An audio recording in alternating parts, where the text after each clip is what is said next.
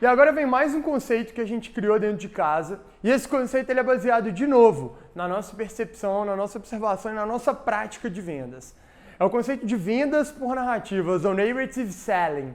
Basicamente, todas as vezes que a gente está falando de vender, a gente está falando de um storytelling dentro dessa venda.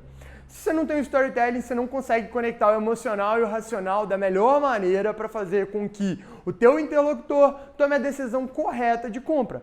É isso, não é? Venda consultiva. O problema é, quando você entra em uma venda onde a pessoa que vai comprar de ti, ela não está dentro da narrativa que você quer passar para ela, é como se vocês estivessem conversando de mundos diferentes. Deixa eu te explicar o que acontece. Basicamente, imagina que você chega para uma pessoa, essa pessoa é 100% pró-energias limpas, ela acredita que o aquecimento global realmente está acontecendo, ela tem os dados para comprovar e você fala assim, cara, vamos fazer uma mina de carvão, vamos queimar tipo tudo que a gente puder, a gente vai gerar mais energia e isso gera valor.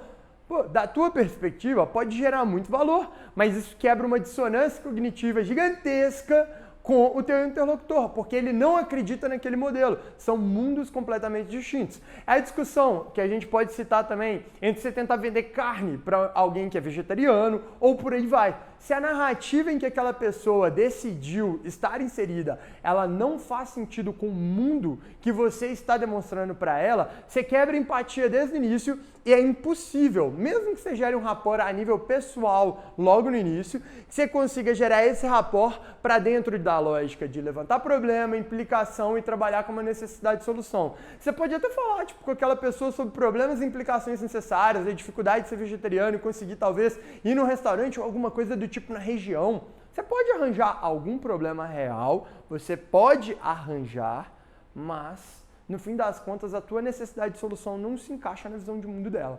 E é por isso que a narrativa ela faz tanto sentido na hora da gente definir qual é o mercado para o qual a gente vai vender e o que essas pessoas precisam saber de antemão ou o que elas precisam comprar para elas ou se converterem dentro de uma lógica dela. E vários princípios, como por exemplo o vegetarianismo, não vão ser fáceis de você mudar uma pessoa, não é simples assim, mas quando a gente está falando de negócios, é muito mais fácil.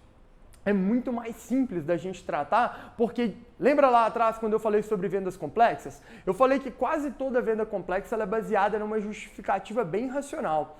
Então se você consegue trazer algo racional, um mundo racional, onde essa pessoa consegue enxergar o que está acontecendo, toda a decisão dela não vai ser baseada nos princípios que regem a vida dela. Vai ser muito mais baseado naquilo que você está demonstrando para ela e vai fazer sentido no fim das contas.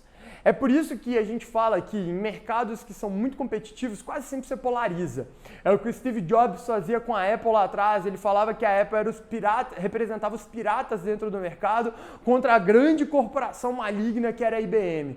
Ele estava polarizando o mercado e se colocando numa posição de rebelde, que naturalmente, especialmente para uma juventude, quando você está vendendo para uma juventude ou para alguém que é muito inovador, isso é sexy.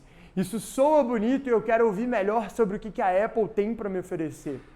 Isso vale para polarização. A Salesforce trabalhava com a lógica do no software, porque ela não vendia mais um software on-premise. Ela estava vendendo o software as a service, o software como serviço. Ao invés de você comprar, colocar um CD, instalar na máquina e ficar ali 3, 4 anos tendo que fazer umas atualizações locais, então um outro CDzinho, alguma coisa do tipo, a partir de agora você tem tudo em nuvem, em cloud. E é por isso que é muito mais fácil de implementar, é por isso que é muito mais fácil de evoluir ao longo do tempo, de receber update, de sentir um resultado vindo ao longo do tempo. E lógico que você paga um pouquinho mais barato no curto prazo, você consegue testar mais, uma série de outros benefícios. Mas tudo isso é baseado em narrativa. Se as pessoas não compram essa narrativa e os benefícios da sua narrativa, ou até os malefícios perante o status quo, você não vai conseguir vender. Você vai ter muito mais dificuldade de fazer com que ela passe pela jornada ideal, que é aquilo que você deseja. Então vamos pensar o seguinte, como que a gente consegue resumir o que é uma narrativa? Basicamente eu vou quebrar para você nos dois principais elementos que geram uma narrativa de sucesso. O primeiro deles é uma reação emocional negativa. Quando Steve Jobs fala que a Apple representa os piratas ele está falando sobre representar tudo aquilo que luta contra o mal, aquela organização gigante que é responsável por explorar pessoas. Era assim que ele apresentava a IBM. Se você pega aquele comercial famoso de 1984, o paralelo que ele faz é da Apple sendo justamente a revolta, a revolução, e a IBM representa o Big Brother do livro 1984. Então ele está colocando toda a competição dele dentro de uma lógica que é emocionalmente negativa. Você não consegue mensurar facilmente o porquê que a IBM é um Big Brother e porquê que isso é ruim. Ele até consegue explicar isso ao longo do tempo com fatos e entrevistas, mas ele está te passando essa reação emocional. Eu tô em algo conservador, eu tô em algo que não é inovador, eu não tô evoluindo, tô ficando ultrapassado e ninguém quer se sentir assim. Ninguém quer se sentir assim. Ninguém quer ficar para trás no mercado. E aí é onde a gente entra. A gente vai trabalhar também com uma reação positiva financeira. Se eu gero uma reação negativa emocional, a financeira ela é positiva.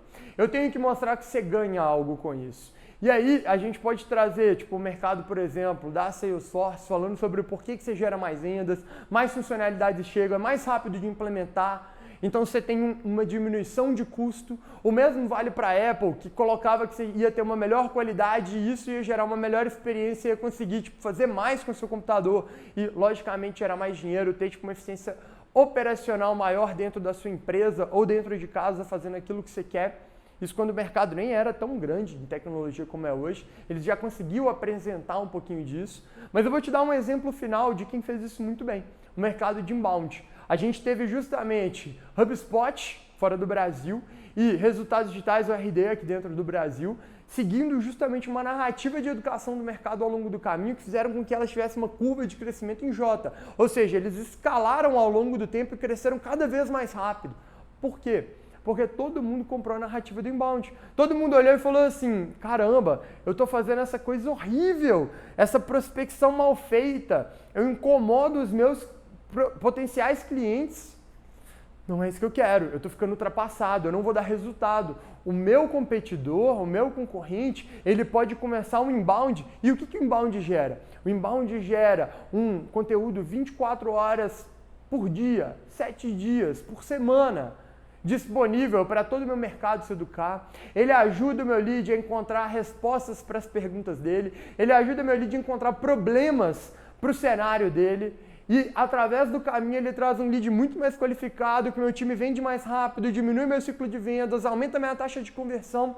Eu vou vender muito mais, eu vou ganhar mais dinheiro, vou reduzir custo, porque eu não preciso colocar um time gigante prospectando. E eu já tenho problema com isso. Então, financeiramente é bem positivo.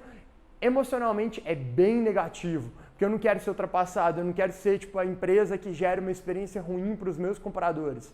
E aí o inbound está aqui hoje.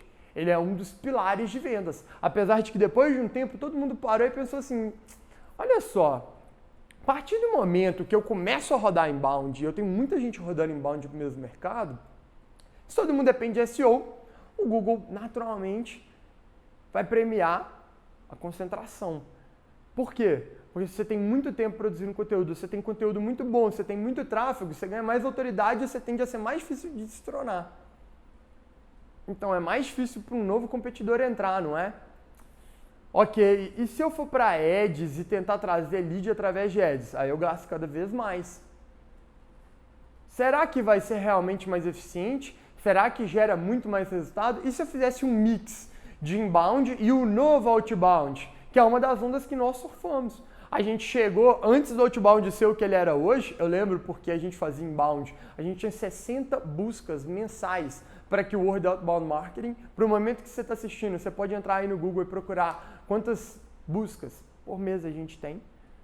A diferença é gritante, é mais de 10, 15 vezes maior, provavelmente, porque nesse momento já é. E aí sabe o que é legal?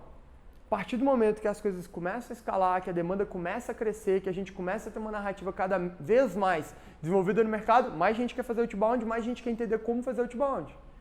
E é aí que abre a chave para a gente seguir a narrativa correta, porque o inbound deixou de ser a narrativa mais coerente do mercado. É lógico que tem gente ainda, tipo, é quase que uma casca de cebola o mercado. Uma cebola, no caso, né? A gente vai tirando a casca e vai tendo mais camadas. Então tem uma camada lá no meio que ainda nem tá fazendo inbound. Mas aqui fora a galera já tá saturada. E aí o outbound fazia sentido. Para essa galera aqui, eles já estão fazendo outbound e aí eles já fizeram do jeito errado, já estão entendendo como fazer do jeito certo. Já está entendendo como gerar qualidade, como gerar melhor experiência, como não seguir hack. Tá vindo LGPD e GDPR para punir quem está seguindo tipo, do jeito errado. E, por fim, a eficiência do processo ela é ruim. Porque eu deixo meu vendedor seguir, queimar lead, queimar algo que é valioso, porque meu custo de aquisição de lead não é baixo, mas eu tento fazer só o cálculo ali se eu estou conseguindo ganhar dinheiro no fim do mês ou não. E é por isso que a gente criou a nossa narrativa.